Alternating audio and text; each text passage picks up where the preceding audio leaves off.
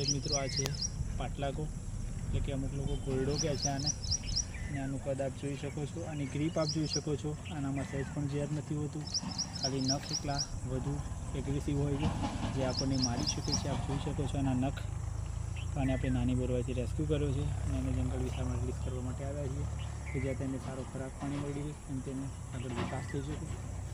તો તમને મારો વિડીયો ગમ્યો હોય તો લાઈક શેર કરી દેજો અને મારી ચેનલ પર નવા છો સબસ્ક્રાઈબ કરવાનું ભૂલતા નહીં. અને જો આપ ફેસબુકના માધ્યમથી જોઈ રહ્યા છો તો ફેસબુકમાં ફોલો કરતા જજો. અને જે ઇન્સ્ટાગ્રામમાં માધ્યમથી જોઈ રહ્યા છો તો ઇન્સ્ટાગ્રામમાં પણ ફોલો કરતા જજો. વિડીયો જોવા બદલ આપનો આભાર. ને એકદમ બિનઝેરી છે.